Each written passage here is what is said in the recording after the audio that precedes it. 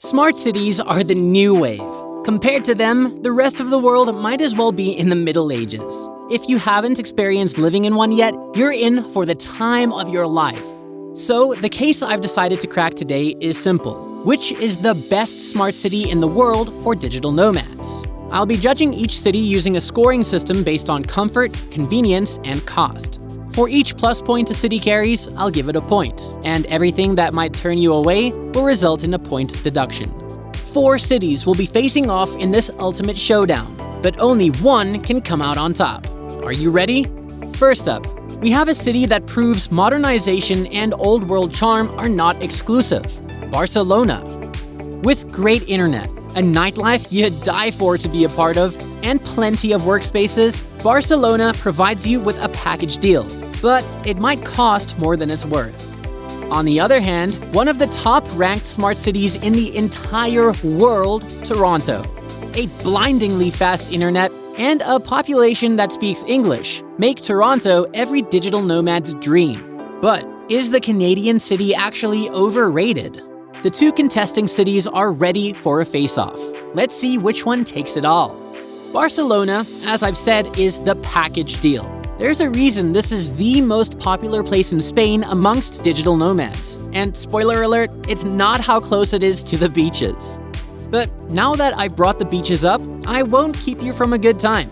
Barcelona's biggest advantage might be just how fun it is. Not only does the beach life allow you a chance to escape from the hustle of the city every chance you get, but if you're somewhat of a party animal, this city has got you covered as well. Barcelona's club scenes are second to none.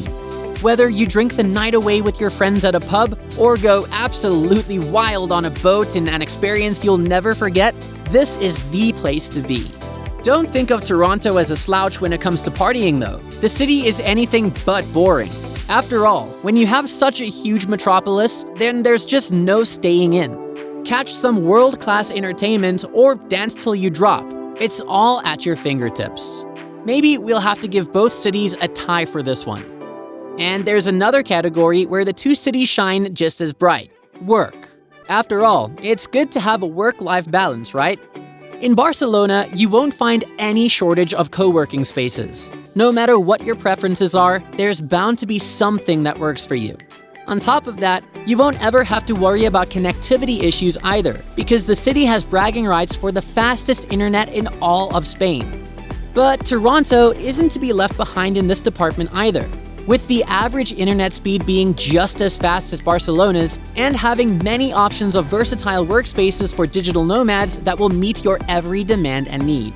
Some of these spaces are free, while others charge you by the day, week, or month. I'm gonna have to say that the 2 are tied for this one as well. Both of them get another point. Now, this is tough competition, right? But in this next department, Toronto blows Barcelona right out of the water. Now, I know that most digital nomads prefer to communicate in English. After all, you can't exactly go around learning a new language every time you shift places. And this is where the problem lies with Barcelona. Spanish and Catalan are the 2 official languages of the city, and if you plan on relying solely on English, you might run into a few language roadblocks. Toronto, on the other hand, has a thriving community of English speakers. Not only can you do most of your communication in the language, but Canadians are also people who love to interact with others. Sorry, Barcelona, we just weren't able to communicate with you. The point for language goes to Toronto. And with 3 points compared to Barcelona's 2, Toronto, congratulations, you're a winner. Top cities are competing for the title of Best Smart City for Nomads. I'm giving points based on cost, convenience, comfort, and just how entertaining your experience will be there. After all, what's life if it's not a roller coaster, right? 4 cities are competing, but only one can win. And watch out, these next cities are heavy hitters. On one hand, we have the rapidly rising face of the 21st century, Seoul, South Korea. It's no secret that Korea has taken the world by storm in the last decade. It has everything you can need, if only you can communicate with the people who live there. And facing up against the Korean city is the underdog, Helsinki, Finland.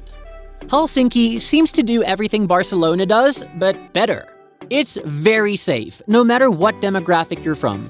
and it's significantly easier on the pockets. But is there a reason why it's not a popular choice? Let's talk about the most obvious thing first, the internet speed. Seoul might as well be the Usain Bolt of top destinations for nomads. On top of that, like all other smart cities, this place understands the importance of having workspaces for nomads around. Trust me when I say you'll have absolutely no issues working in this city. But let's be real, these are smart cities we're talking about, and Helsinki has just as much to offer in the internet and workspace departments as Seoul.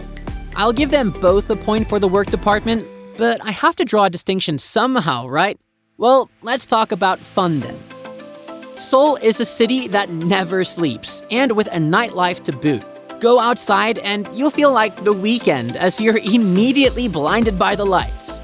You could explore downtown and bar hop around chatting up the locals, or explore one of the many historical interactions like the Gyeongbokgung Palace and Bukchon Hanok Village. And while the opponent city, Helsinki, isn't any slouch either when it comes to partying, many of the bars are closed on the weekdays. And on top of that, they're localized in only a few parts of the city, usually closer to the city center. I'm sure you can find plenty of fun nights exploring what the Finnish city has to offer, but just for the sheer amount of options you get in Seoul, I'm gonna have to give this point to the skyscraper city. And there's another category where Helsinki just can't compete with Seoul. Can you guess what it is? It's the cost of living, of course. While Helsinki, which comes at a cool $4,000 a month, isn't exactly the most expensive option I've talked about, it just can't beat Seoul in this category. Because at $3,000 a month, and only about $800 on average for rent, Seoul is just a dream come true. Between smart cities, that price point might as well be peanuts. Sorry, Finland, you had a good run, but I'm gonna give the point for this round to Seoul as well. And with that, we have this round's winner. Coming in with 2 points compared to Helsinki's 1, Seoul advances to the finale. Top cities are competing for the title of Best Smart City for Nomads. I'm giving points based on cost, convenience, comfort, and language. Because there's no point in living in a city if you have no clue how to talk to people.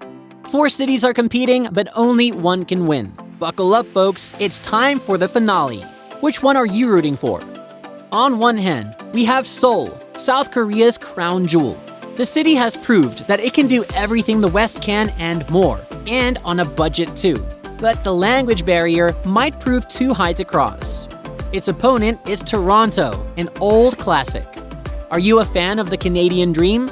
The West might prove to be the best place to stay after all, but can it compete with its opponent's cultural vibrancy? We have to talk about the elephant in the room, Seoul's native tongue.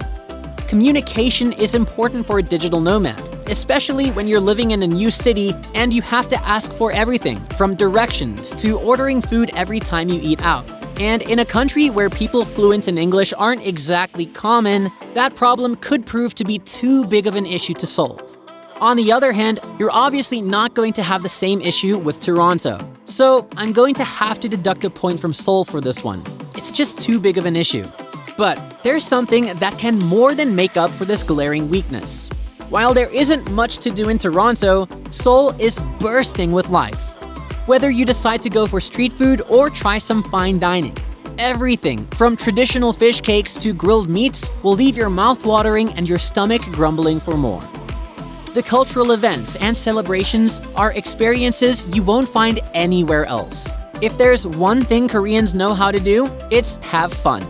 So Seoul regains the points it just lost. We're neck to neck now, and I'm going to have to start overanalyzing everything to find out what works. And the biggest thing I notice is that Seoul is a lot safer than Toronto. In fact, it's one of the safest cities in the whole world. And while Toronto isn't exactly filled to the brim with crime either, I don't know about you, but safety is one thing I'm fine with being nitpicky about.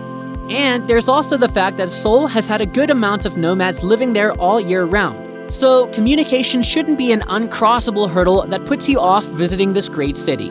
And with that being said, I have to award another point to Seoul, which puts it 1 point ahead of Toronto. And so, the best smart city in the world is, you guessed it, Seoul. Visit South Korea and check it out for yourself. I've told you how good it is, and it definitely won't disappoint you. What's your opinion on this outcome? Comment below to let me know and share your idea for the next video. Thanks for watching, and we'll see you in the next one.